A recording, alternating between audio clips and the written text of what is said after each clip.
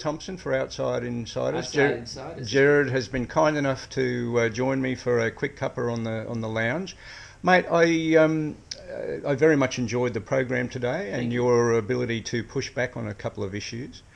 I also enjoyed your article in The Australian yesterday, where you were talking about Malcolm Turnbull being the latest ghost.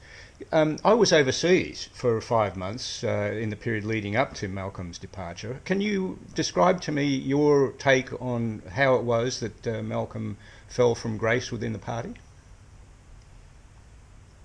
Well, the problem the Liberal Party and the Coalition face today essentially goes back to Malcolm Turnbull's performance in the 2016 election, where he called a double dissolution election. He called an 8-week campaign. They ran out of money after 6, so he gave his own money, 1.75 million, but if the election had gone for 5 weeks, he wouldn't have to contribute anything. Yeah.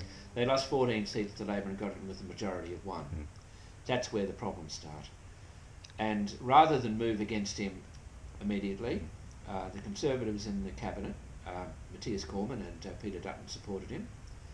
But after the Longman by-election, there was a feeling that the government would lose seats in Queensland, northern New South Wales, and wouldn't gain seats in other places. And what happened was he lost a majority of support among his colleagues. He called the spill without notice and against the advice of Scott Morrison.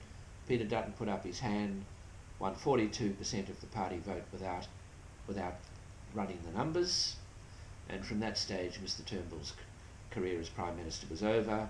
He hung on till the following Friday and lost the spill vote narrowly, but he couldn't have survived at any rate, because even if the opposition to you in the party room is only 45%, you can't be Prime Minister if nearly half your colleagues don't want you there. So his time was limited, and in fact there was a spill motion on the following Friday, which he lost, and then, as we know, Mr Morrison defeated Mr Dutton. So the reason why Malcolm Turnbull did not last to the 2019 election is because he performed so badly in 2016. That's it. Look, I was never a fan of Malcolm Turnbull. I recall when he stood for pre-selection in Wentworth. I hoped he wouldn't be pre-selected. I hoped he wouldn't be elected. I hope he wouldn't have risen to the leader of the opposition. All my hopes and dreams were dashed, and then came the Godwin-Gretsch debacle, Utegate, Yes. which I thought, well, good riddance to Malcolm Turnbull. That's the last we'll see of him. And lo and behold, like Lazarus, he came back. So I couldn't wait for him to be gone. But why do you think he captured the imagination of the ABC and the leftists around the country? Well, the ABC and Fairfax media love nothing better than someone who presents as a liberal but has a lot of left-wing positions on social matters. Not so much on economic matters, but on social matters. And Malcolm Turnbull fitted the bill. And then in the last decade of his life, Malcolm Fraser fitted the bill, and John Hewson fits the bill. And every now and then Amanda Vanstone fits the bill. And I would expect Craig Laundrie will fit the bill soon if he doesn't contest the next election. And that's what they love to hear. So they like Malcolm Turnbull when he was a leader of the Liberal Party or in opposition, effectively criticising the party from the left. And if you look at Malcolm Turnbull, he virtually criticised everyone. He criticised Malcolm Fraser over the dismissal. He criticised Robert Menzies over the Vietnam commitment.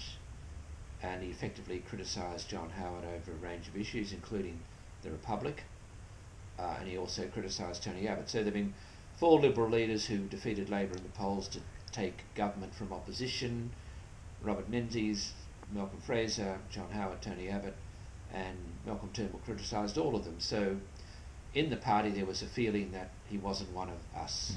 He wasn't a Liberal, or Margaret Thatcher called one of us. He didn't fit the bill of being one of us. So they kept him there when they thought that he would do well in 2000. They brought him in thinking he'd do well in 2016. If he'd gone in the late 2015, he would have had a big victory, but he delayed.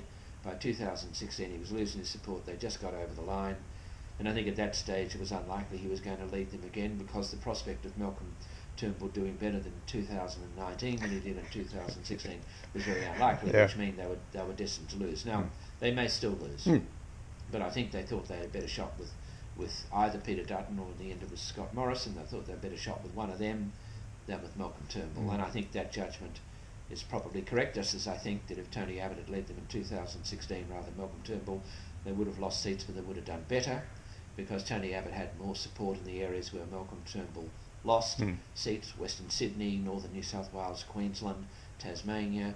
Tony Abbott had a better approach with people. So if you look at the last election, Malcolm Turnbull got a terrific vote in Wentworth, and he lost 2 seats in Western Sydney, and he lost seats in Northern New South Wales. So the Wentworth vote was worthless. Yeah. But what really mattered was in suburban Australia and regional and rural Australia, he didn't have much of a following. Yeah, it's like the Democrats in California and New York. It doesn't do them a lot of good electorally to run the table in those strong Democrat seats, because the other states and electorates can unseat them anyway. Well, there's wasted votes in a sense. You can't do anything about it, but they're wasted votes. So I think the problem with Malcolm Turnbull was that, but he never accepted that. He never accepted that he didn't perform well in 2016. It was a dreadful campaign. I think it's the worst campaign I've seen by an incumbent government. I've seen bad campaigns by oppositions, but I've never seen such a bad, like John Hewson in '93, but I've never seen such a bad campaign by an incumbent government. He was really stopping work at about midday. What didn't work. I mean, the people like Tony Abbott, John Howard, Malcolm Fraser in the modern era, they worked extremely hard. But Malcolm Turnbull didn't work like that, and he didn't cut through the message. I mean, he's a very clever man, was a very clever barrister, but he couldn't punch through a simple message. And Scott Morrison is much better than him on that. So is Peter Dutton. So is Tony Abbott. So is John Howard. I mean, they're very. You've got to look at someone, a Liberal leader in recent times, who couldn't punch through with a message. I mean, the bigger names. I mean, you come up with Malcolm Turnbull and John Hewson. Both of them got caught up in their knowledge and detail and just couldn't punch through. And it's well, Hewson was up against Keating, so that was hard. Yeah. And he did have a very ambitious economic policy, which should have been sellable. And and John Howard ended up selling it later. Well, that's right, because if you remember, when Hewson first put that up and Hawke was leader, Hawke couldn't knock it over. That's why Labor knocked Hawke over. And Keating could knock it over because Keating, I mean, Hawke had been a good communicator early on, but towards the end of his career he wasn't as good as he had been. And Keating was a brilliant communicator, and he knocked the Hewson thing over. And but that's what you've got to be in politics. You've got to be able to communicate, which Trump can do, and Reagan could do, and Thatcher could do. And now you don't expect all these people to perform to that level, but you've got to be able to punch through a message. And I think Scott Morrison can do that, provided he's not punching through 5 messages in a day. That's right. One a week's good enough. Yeah. Mate, Paul Keating, I was in the tax office from 1984 to 2010, and I well remember the Keating Treasurer days, which were fantastic. There were new taxes coming along every second day. The ATO new taxes. Absolutely. But I well remember the controversy over his failure, apparently, to lodge his own tax returns on time. I remember that. And I saw that he was going to be on the ABC one day, so I raced around and I said, Mr. Keating, as he was going in, do you manage to get your tax returns on in time nowadays? And he turned around and said, go and bag your head, mate. So he's lost none of his eloquence.